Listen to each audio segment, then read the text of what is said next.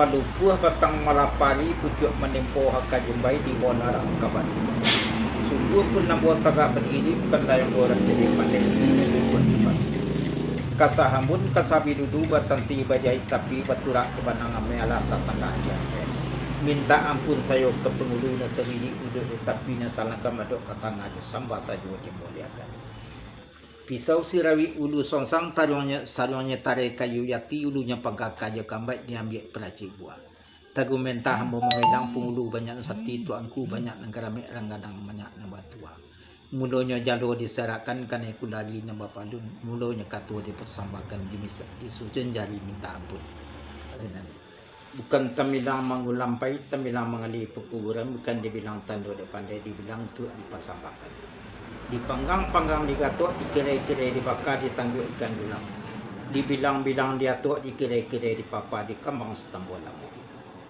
Takalo masoda ulunya samusin maso saya suat takalo langit basen tak turun bumi basen tak nanyek lawi sacampak jalo tanah darek banunda lebar nanti buah gunung barapi. Selorongan kapado nyenyek mayang kita sausua kalau dikaji di dalam si tombol lamo sapi balahan 3 jurai.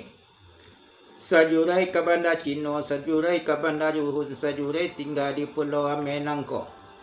Selorongan di Sultan Maharaja Daraja Tania di dalam hati tercinta, di dalam kira-kira Tania nyo nak balaya, di dalam dandang nasa buah cukup cantik bilang pandai. Balaya nyo masa itu dek lama denang balaya di dalam lawi baharulah tampak lapi tak hijau-hijau di puncak gunung Ngalapuri gunung bernama masa itu bernama Gunung Barapi. Ditujukan denang kasanan ke puncak gunung Barapi dek bumi pasien tak nanyek langit pasien tak turun naya bertambah kalian jiwa.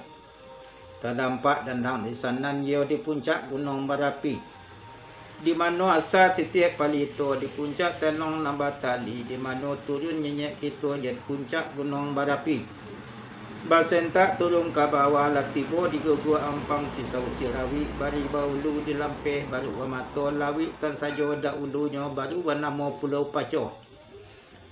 Sinan sirangkak nama dangkang serata buaya putih dagu di bawah bukit batu ampa putih di bukit patah 9 bernama bukit Siguntang-guntang.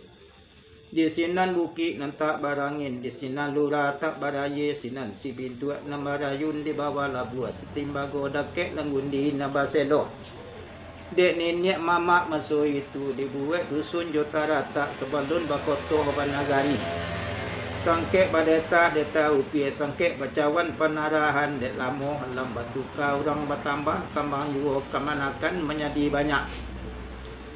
Dibuat sawah joladang, dibuat adik di karang undang, disusun tangkai cie-cie, dipakukan ke tiang panjang, makanan orang 3 luak.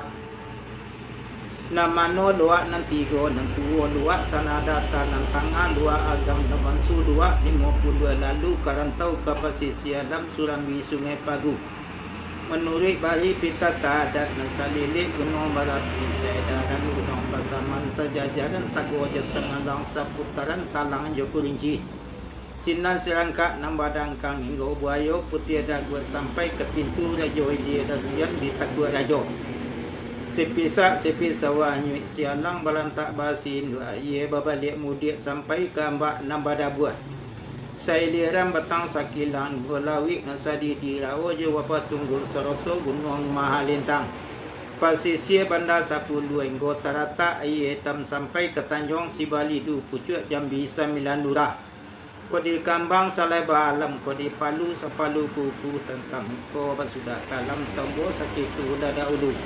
Tungkek galah Ahmad Darajo sitabah di balik papan pesala tobat lambok bana samo diamalkan.